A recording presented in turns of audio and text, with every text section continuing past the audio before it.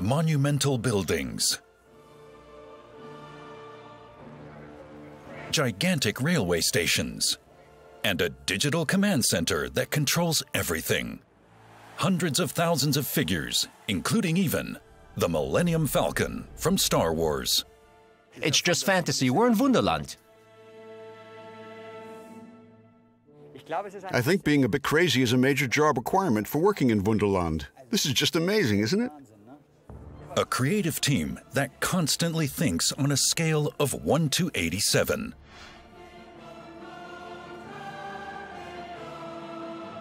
Hundreds of trains, hundreds of meters of track, and tinkerers, for whom no challenge is too great.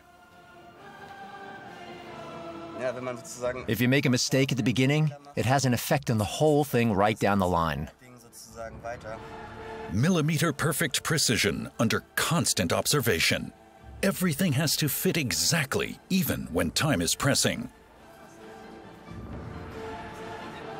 State-of-the-art technology that amazes thousands of visitors every year, and a constant stream of breathtaking ideas.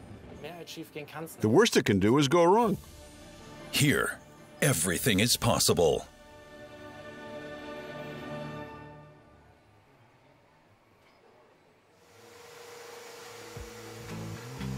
Five in the morning.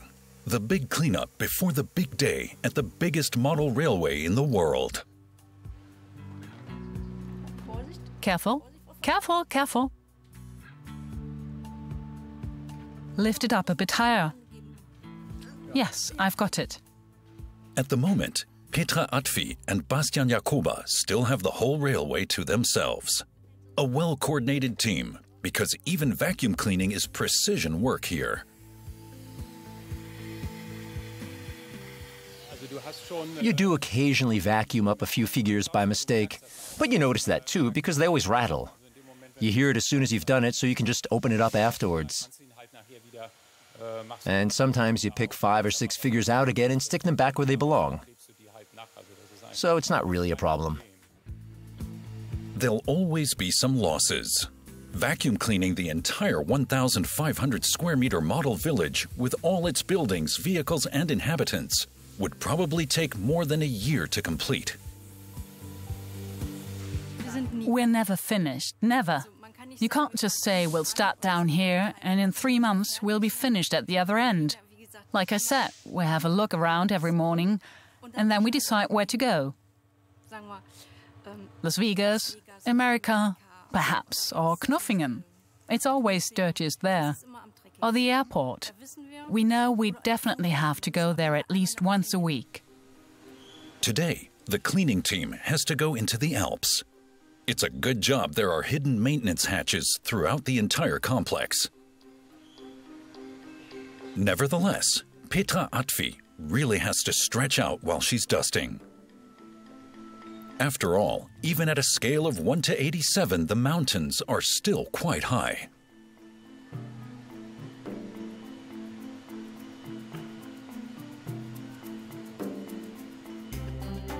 Just before 8.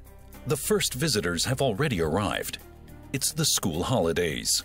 Peak season at Miniatur Wunderland. Despite opening times from morning till midnight, the place is always busy all the time.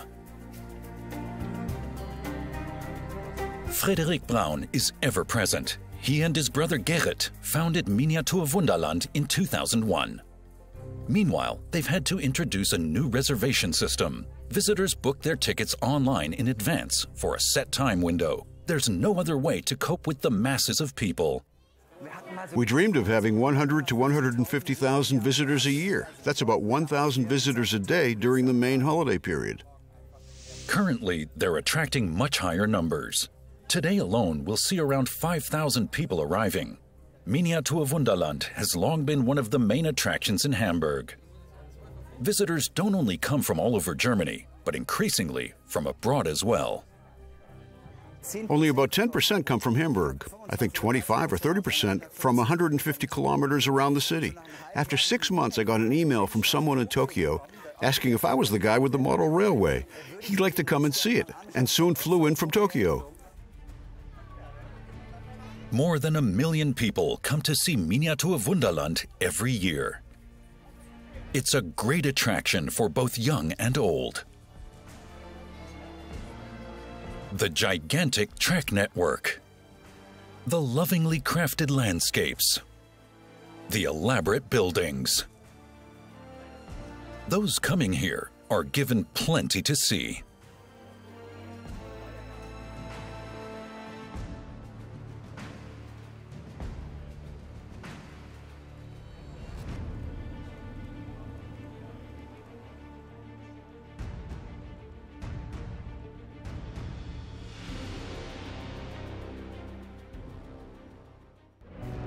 The statistics are impressive. 1,040 model trains travel along 15,400 meters of tracks. There are 4,110 buildings and bridges, inhabited by some 260,000 figures. Over 760,000 hours of work culminated in the creation of this 16 million euro miniature world.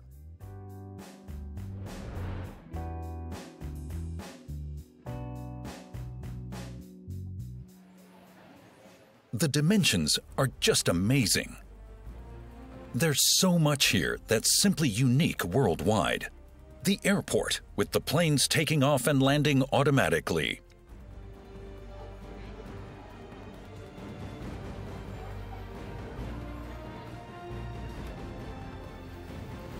The sheer length of the rail network.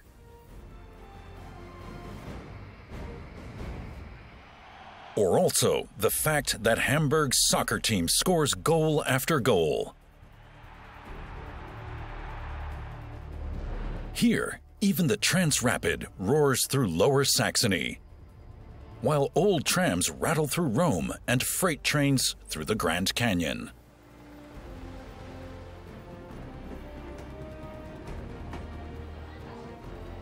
And Hamburg's Elb Philharmonic Hall was opened here in 2013, 4 years before the original.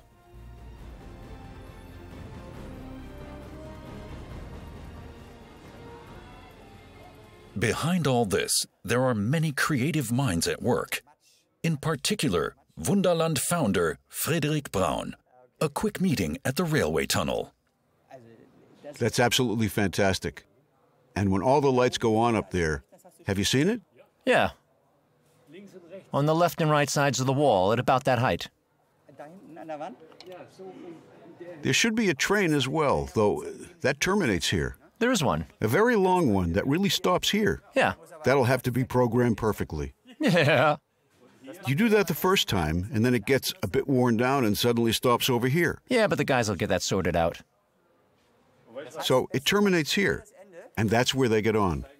What lots of people don't know is that we've got 300 people working in Wunderland now, and that terrifies Garrett and me because we're not typical entrepreneurs. We've had no training. It was all learning by doing, and we're not typical bosses either. But perhaps that's precisely why it's worked out somehow. We've grown from 40 people when we started, and we still say it's like a family, even with 300 people. And this family is always busy. Model makers are fitting a building into place. They have to take care not to tread on anything and break it by mistake. For in this miniature world, they are giants. One false move could destroy an entire district.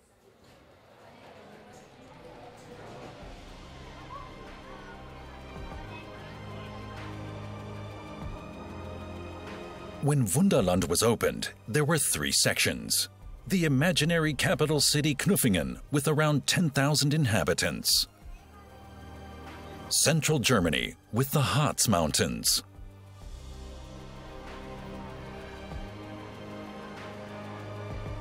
And Austria, along with numerous railway lines.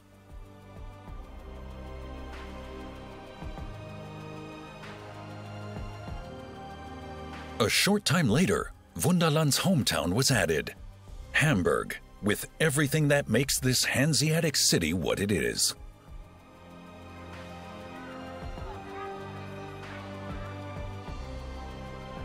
In 2003 came the leap across the Atlantic to America. with a mini Las Vegas in the true glitz and glamour style of the original.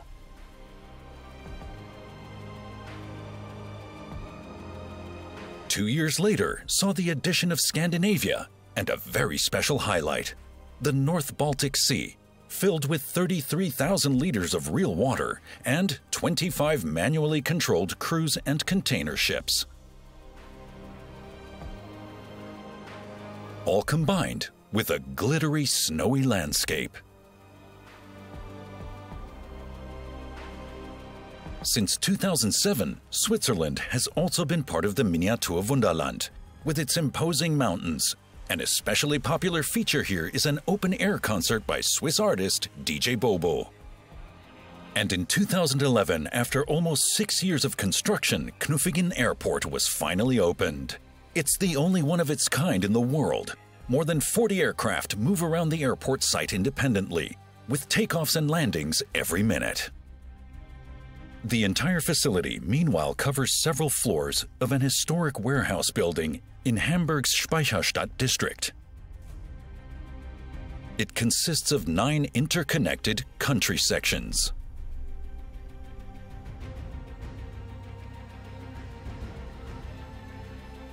Night falls every 15 minutes in Wunderland, and then over 330,000 LEDs bring light into the darkness.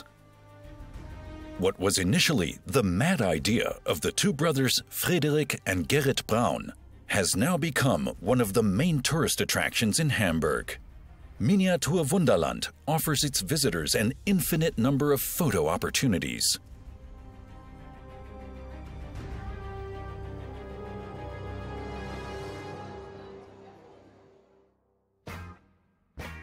It's never boring here. Everything is constantly in motion. Almost every day, something somewhere needs to be repaired or optimized. In hundreds of mini-scenes, the model makers relate little stories. Even in tiny concealed places on the rear side of the layout, where hardly any visitors ever go. Some of these scenes are weird. Others, brutal. Or not exactly G-rated. Visitors can set about 200 of them in motion at the push of a button. These are the ones that bring Miniatur Wunderland to life. Whether it's a forensics team after a body has been discovered in the water,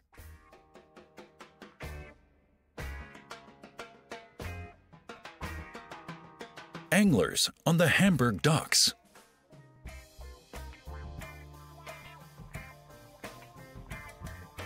or a trip in a hot air balloon. In Miniatur Wunderland, there's always something going on.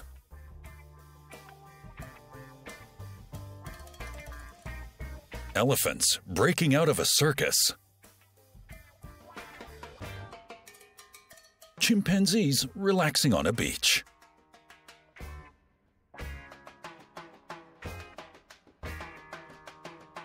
Here, the Popemobile has a flat tire. Large-scale fire brigade operations occur almost every minute.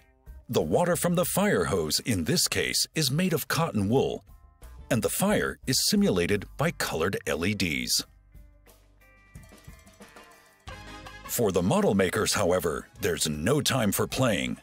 They've got to get to the construction site. Miniatur Wunderland is to continue expanding and is now having a further attraction added: Italy. At 90 square meters, it will be one of the largest sections so far, and one of the most elaborate. Most of Rome's buildings are already standing. Now it's time for the details. The builders carefully cut holes in the floor for the fountains that will soon be cascading here.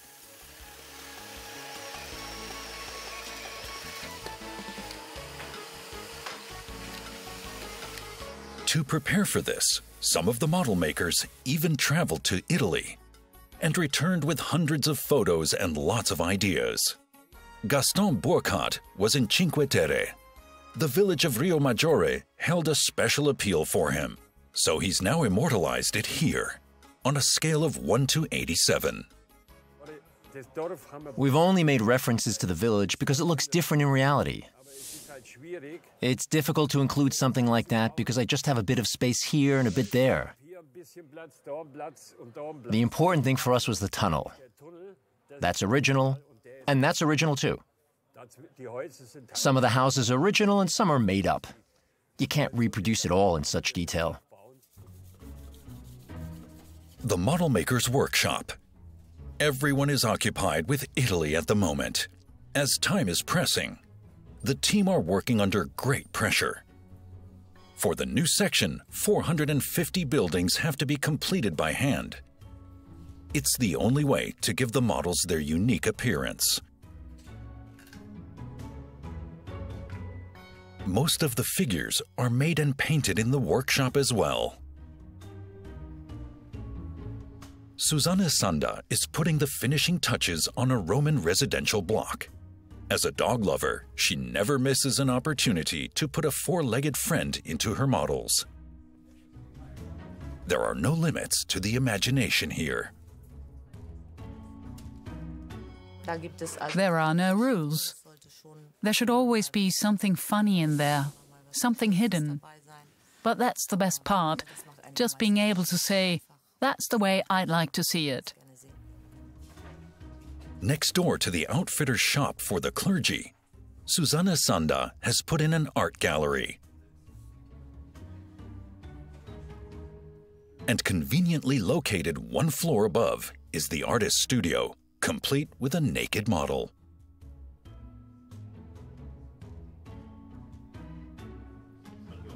All finished. The block of houses can now be taken to its destination in Rome. Very carefully. They don't want anything to break now.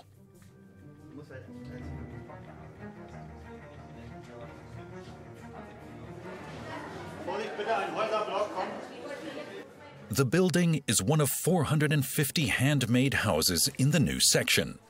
Prefabricated model kits haven't been used in Miniatur Wunderland for a long time. What's the point when your model makers are such perfectionists?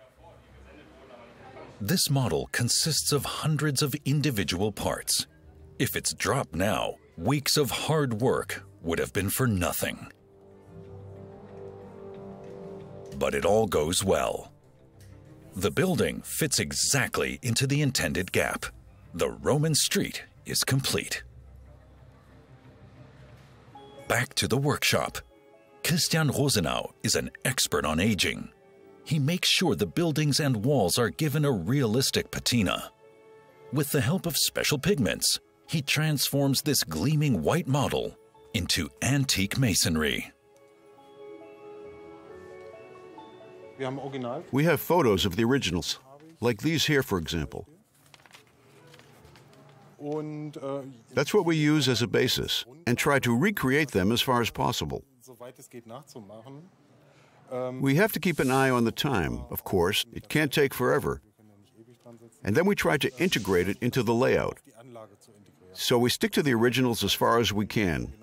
But every now and then, we've no limits, so we can do what we need to, or have to, or would like to.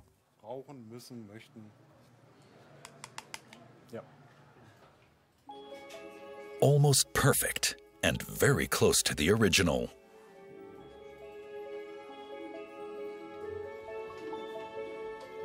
Next door, his colleague Leo Enslin is plagued by quite different worries.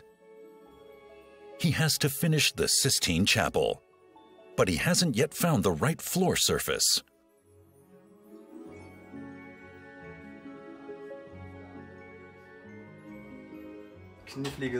It's a tricky puzzle. You have to print out a test sheet and then see what it looks like. And then you find things and think, yes, that's the way to go. And then you see that they look like garbage, and then, well, you gotta improvise. And then the printer doesn't work. Oh well.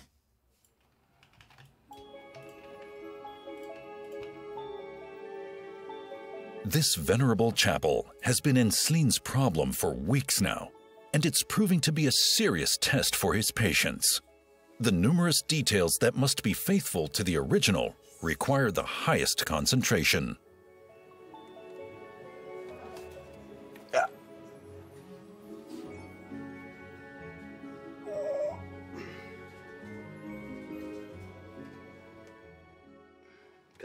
Oh, especially when it gets all fiddly and you can't get in here with both hands and it's already half built, so you can't take it to pieces. But the windows have to be clean and you can't reach them to do it. There's so much to pay attention to. And if you make a mistake at the beginning, it has an effect on the whole thing right down the line, so to speak. Oh, God. But at least the internal lighting works. So to begin with, I was like, it all works. It's all so small, no one can see it anyway.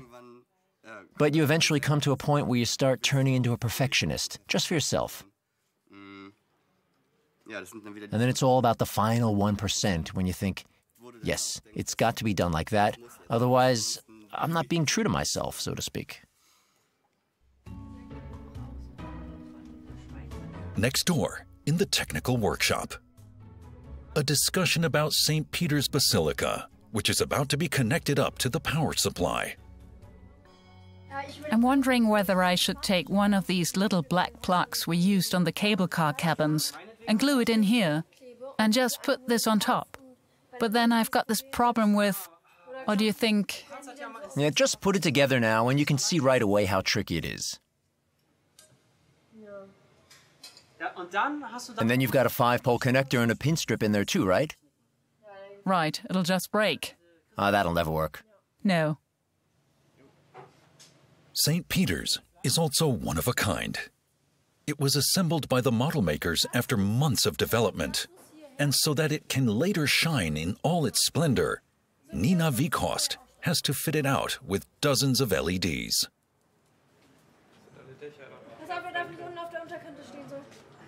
To do so, she needs several meters of cable.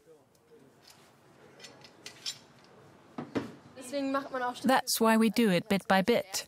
For instance, I started wiring up the windows here on the outside, and then gradually worked through this row, and then this one, then these cardboard boxes for the towers. I did it piece by piece, so I wouldn't get all the cables mixed up. When you then see you've finished the work and got the job done on time, that's really exciting. And then you hope that nothing goes wrong. Definitely not easy, especially since the technicians and model makers work under constant observation. Because most of the workshops are also accessible for the visitors.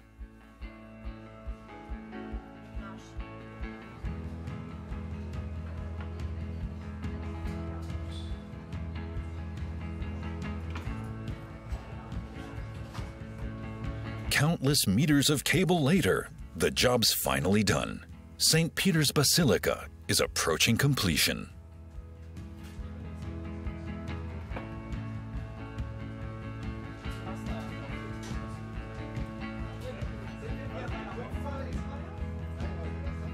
A masterpiece made of 22,000 individual parts, so it's hardly a lightweight. Nevertheless, the modelers have to operate with extreme care and attention. The slightest misjudgment now could have disastrous consequences.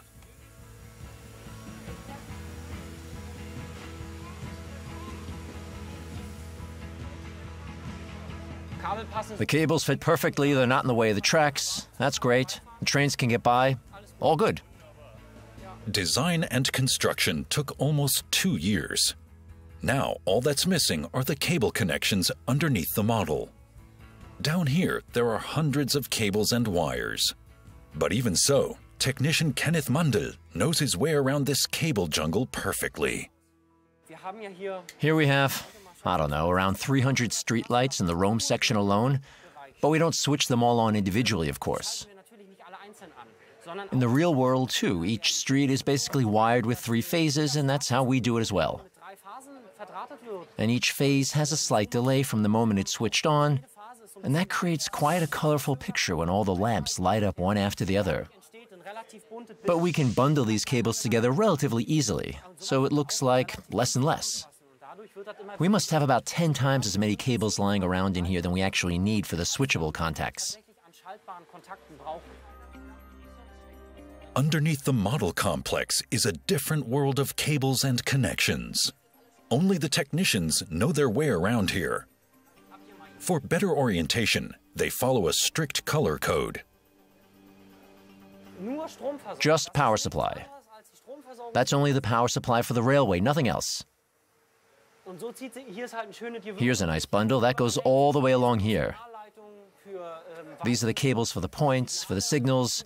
The trains run according to the signals. Just like in reality, the signals have to be there.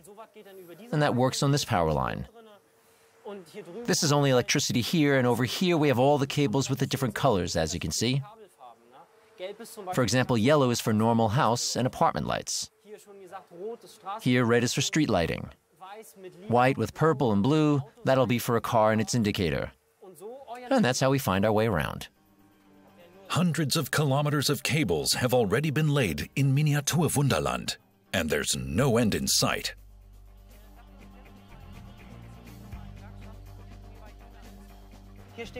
Here there are a number of buildings. You can tell from these bundles. Each of these bundles with yellow, blue, and sometimes black is for a building. And here, around the outside, as you can see, there's a street. That's an access road to this small housing estate. I know what's up there. That's why I can say it's a housing estate. Here you can tell that this is for streetlights. And when we see from up there that a streetlight's gone out, we can count along here to find out exactly which of these lights it is. And if the cable is actually the problem, we can look down here and find exactly where it is. On the level above, St. Peter's Basilica is now in the right position, but the builders are not completely satisfied yet. The problem we have now is that because there are now cables everywhere as well, and we haven't had it set up like this before, lots of things don't fit. That means unscrewing everything we've already screwed together. And then there was a plug missing, and so the electrical people had to get that ready. Yeah, it's always a bit tense over the last few meters, but the most important thing is that everything looks perfect in the end. And anyway, it would be boring if everything worked right away. Perhaps some heavier machinery will do the trick. Wait! Pull it out again. Yeah, right back in again. You should never forget that it's only a toy. But it's quite an expensive toy.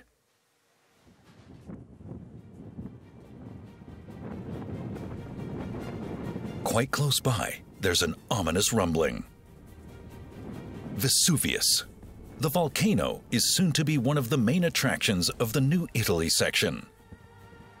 Making the nightly eruptions look as realistic as possible was a major challenge for the model makers and technicians' creativity. This completely in-house construction, packed full of technical gadgetry, took 2 whole years to develop. Alexander Wolf is the master of this mountain of fire. So, let's get to work on the exhaust control system. Special chains provide the perfect lava look. These are actually industrial chains from beverage producers, and we've attached a 6mm plexiglass plate to them. On top of this, we modeled a lava-like mass using silicon and soot, and we can illuminate the entire chain from the side through this plexiglass plate. The light then penetrates through to the surface, and it actually looks like genuine lava.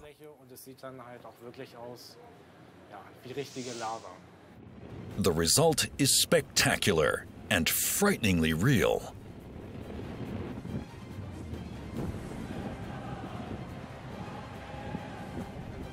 Below Vesuvius, of course, there's a vast amount of technology to ensure the perfect coordination of sound, light, movement, and smoke, controlled by a computer program specially developed for this purpose. Now it's just a matter of finding the ideal settings. We're in an experimental phase. Again, how much smoke we can use. How strong does the ventilator have to be? Will we have to increase the pipe cross-section to get more smoke? That's what we're still trying out, but things are looking quite good.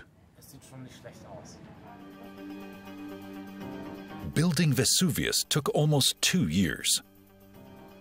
12 months for development, 2 months for the steel and timber construction, and 5 months to install the technology. And of course, there were also occasions when things went wrong. The worst it can do is go wrong. That's all. Then you might bang and hiss a bit and we'll all laugh. And then we'll just do it a different way and it might work.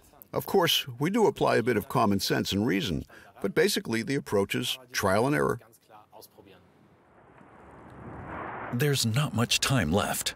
Only 2 days until the opening.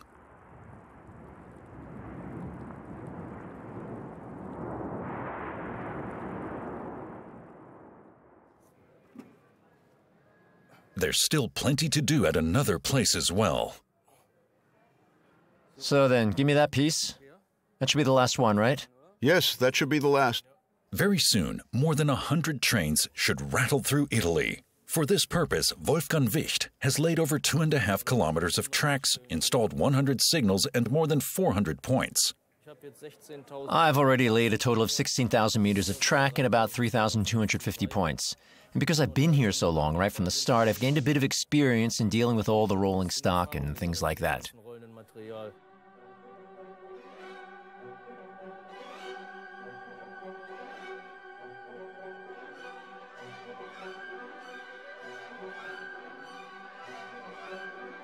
More than 1,000 HO gauge trains wind their way through Miniatur Wunderland. From high-speed trains to rack railways. The longest train measures just less than 15 meters. 1,270 signals and around 50 computers ensure the traffic runs smoothly.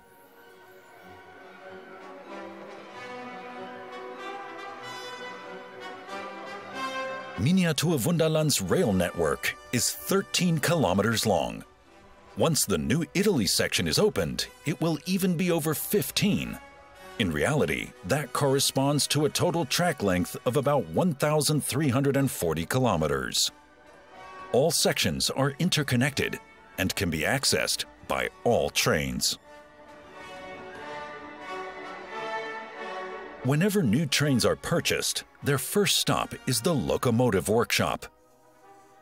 Mike Kostad and his colleagues make sure that the newcomers soon fit in well with the rest of the fleet. For Italy alone, more than 100 new locomotives were acquired and well over 800 wagons. They now need to be tuned. So what we change is we install an electric contact to give us a power connection to the wagon, so the trains will run more reliably, and we can light up the passenger wagons. We put decoders in them because our railway is digital, and so every locomotive needs its own decoder. Altogether, there are well over 1,000 trains, and every single one of them is controlled by computer. The same applies to the almost 300 cars and trucks on the roads. For them too, a dedicated computer program was developed that steers them through Miniatur Wunderland. The program provides each vehicle with a brain of its own, so to speak, which enables it to make its own decisions, like complying with the right-of-way regulations, for example. At the rear of the model complex, a number of charging stations can be found. Once their battery reaches a certain level, trucks automatically drive in and are recharged. Afterwards, they set off on their way again, all by themselves.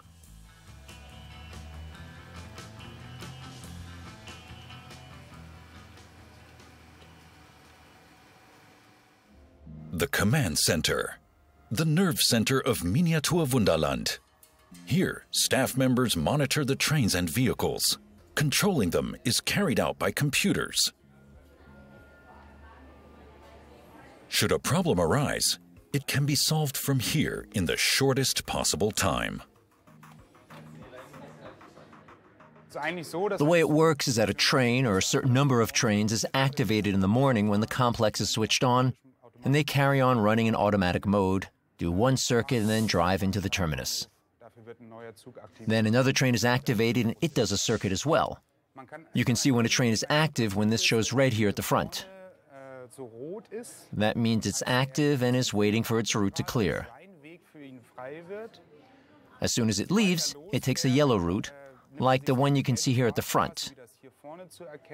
And then you can see precisely which way the train will go next, and that means that if any problems arise, we can see exactly where the train is. Working here requires extreme concentration because malfunctions can occur again and again.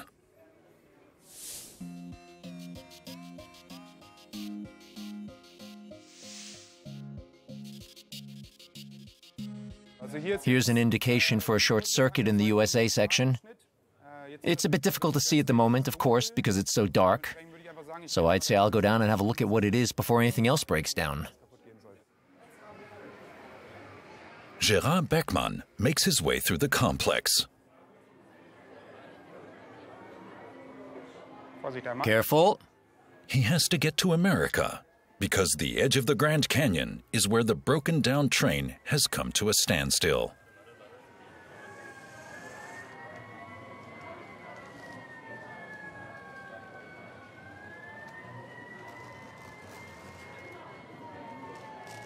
Fortunately, the technician can fix the problem quickly.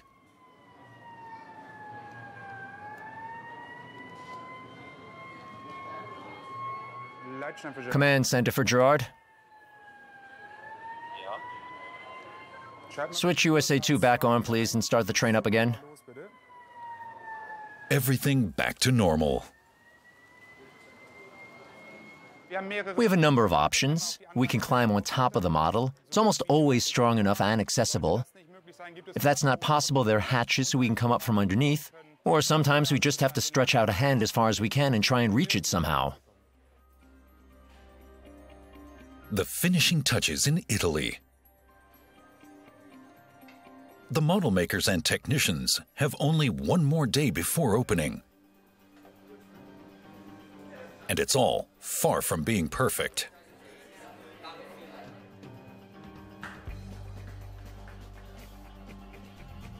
Tina Fischer is responsible for St. Peter's Square, but at the moment it's still rather empty. She needs people, tourists, and here in the modeling storeroom there are masses of them. All painted by hand and lovingly formed. Now they only need to be spread around the square. Superglue keeps them firmly in place.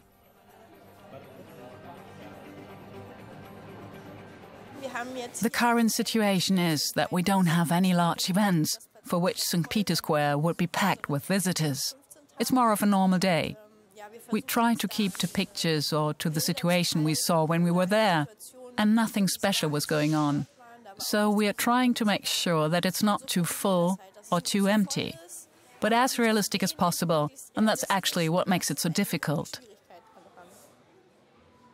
And here too, working under constant observation. With dozens of enthusiastic onlookers behind you, it's not always easy to keep a steady hand.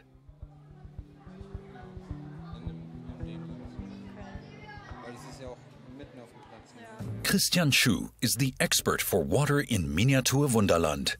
And on the Italian Riviera, he's really got his work cut out for him. You have to actually think about how waves work around a ship. You can't just squirt something in there and dab around a bit. And the problem is that on a 1 to 87 scale, the wave is so small it would hardly be visible. So we exaggerate a little, and so they drive around with a bit more speed.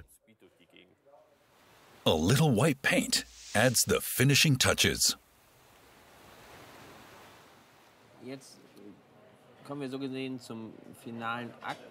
So now the final act, so to speak. I try to put some white on the top edges by graining them very lightly. because when a wave breaks, there's always a bit of foam on the top. I'll make it a bit more obvious than it would be in reality, so it'll be noticed.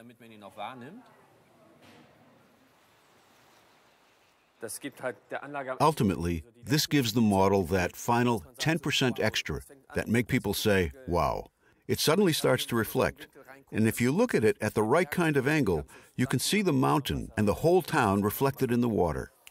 That's just like the perfect finish. And then you realize we're about to open. And that's why it's always exciting to see if it's actually going to work. But it looks perfect. And we're all really proud.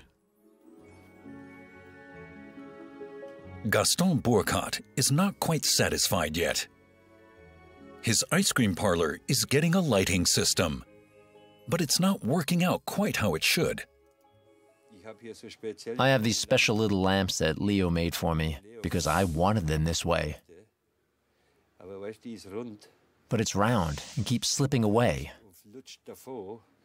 And the wire is so stiff that you can't get hold very well to bend it. So you've just got to try somehow. You got to be patient. Patience pays off in the end. Rio Maggiore is almost finished. A colorful Italian coastal village with lots of lively inhabitants. All fixed into place with super glue.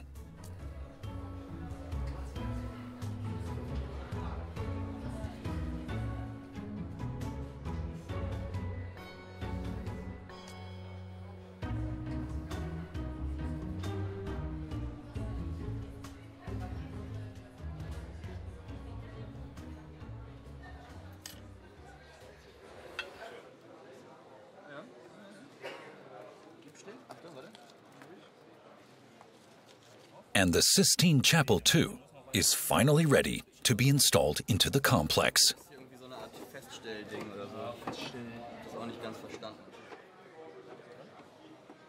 If it would only fit.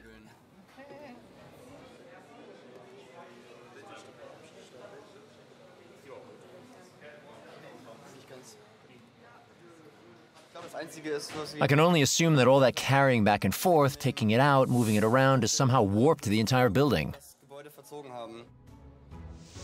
But eventually, it fits after all. The Sistine Chapel shining in all its splendor. And if you look very closely, you can even see its mosaic floor.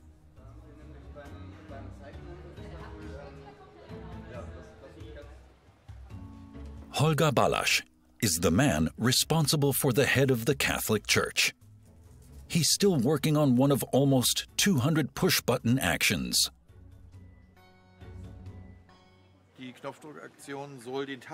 These push-button actions are to show the Pope's daily routine. Here, the different rooms in his residence are reproduced. And it starts, of course, with getting up. Morning prayers, and then it continues. Depending on where he is in his daily routine, the little room lights up. So then you can see that he's working somewhere, or reading the morning paper, etc., etc.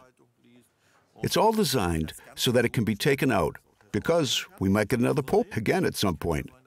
And white smoke rises, and then we know we have to make changes.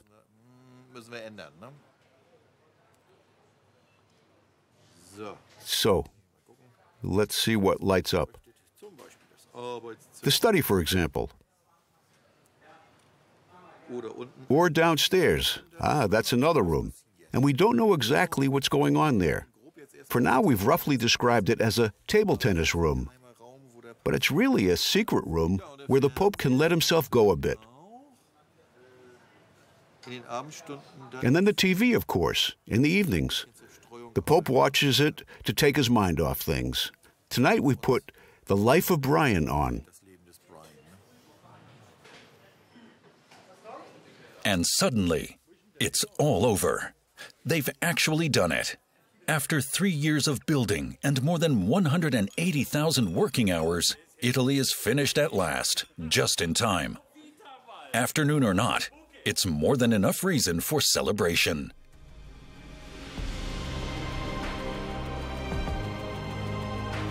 Because Italy has turned out perfectly.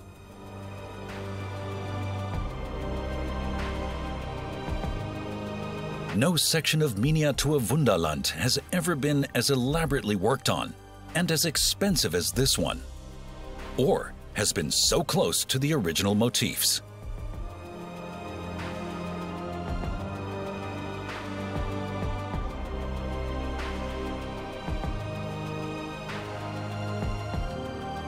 Such attention to detail blurs the borders between model and reality.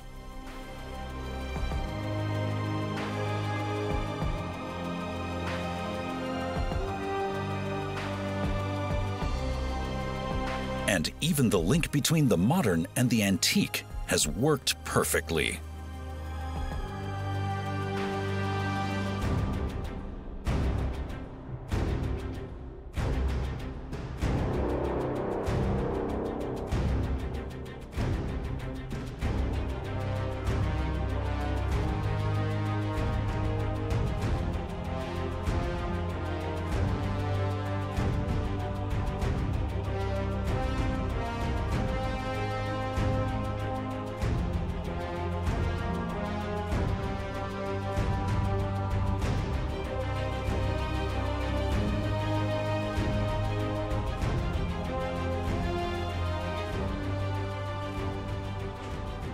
Boss and founder Frederick Braun is also extremely satisfied with the result.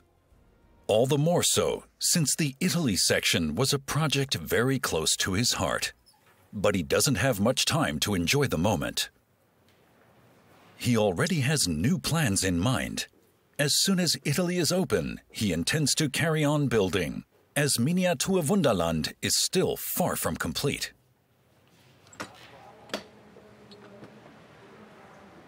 A bridge is planned to connect these two warehouse buildings, providing even more space for spectacular model landscapes.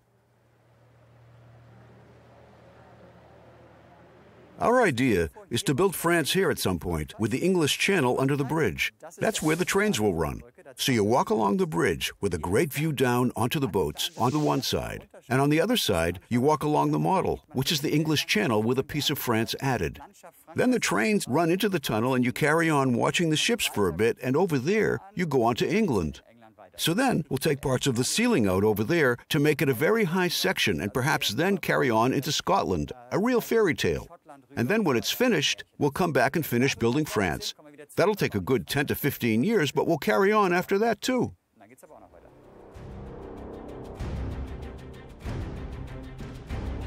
Evening falls in Hamburg. The day at Miniatur Wunderland comes to an end. But the ideas in the creative minds of the model makers probably never will. And so, this 1:87 scale world will continue to grow.